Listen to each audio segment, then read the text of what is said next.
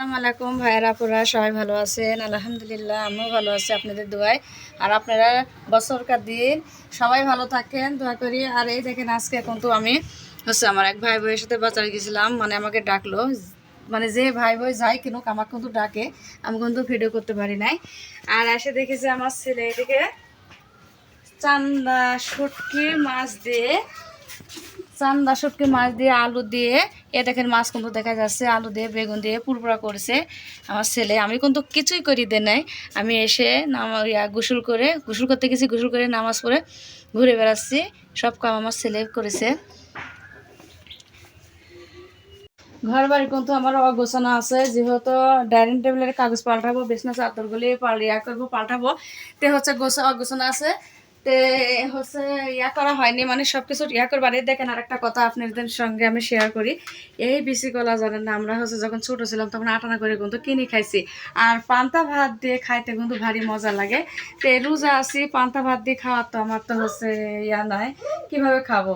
তো এর মধ্যে কিন্তু আর একটা রোজা আছে, তাহলে তো তারাবির নামাজ কিন্তু আজকে শেষ। আর কি কি মাসটা যে চলে গেল, আসলে সত্যি কথা না, অনেক কিন্তু সত্যি আসলে কান্দা বাড়াচ্ছে যে এত আনন্দর দিন আমাদের কিন্তু চলে যাচ্ছে, মানে খুবই ভালো দিন। আর আল্লাহ তাআলার কাছে মাসে যা চাওয়া যায় তাই কিন্তু পাওয়া যায়, মনের থেকে মন খোলাখুশি ভাবে চাইলে পারে চাওয়া দেয়। কিন্তু তারপরও আল্লাহ তাআলা বলেছে যে যাক দিবে উপরে দিবে, আর যাকে দিবে না তাকে মারা গেলে পারে তাকে সেই কালে দিবে।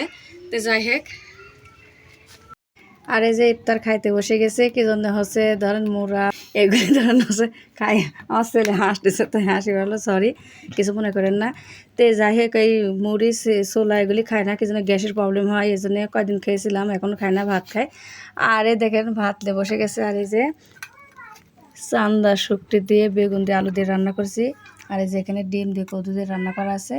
আর এই যে ভাত, এই যে এখন খাবো, মুখে পানি গলিছে। আর ছেলে খেজুর খাইলো, আমি এখন খালি পানি মুখে লিছি, এখনো কিছু খাই নাই। তরকারি এখন আমি কোন তো মেহেন্দি দেব, চুড়ি খুলতেছি। হ্যাঁ খোলা হয়ে গেছে, এখন আমি মেহেন্দি দিব। হ্যাঁ দিয়ে দাও।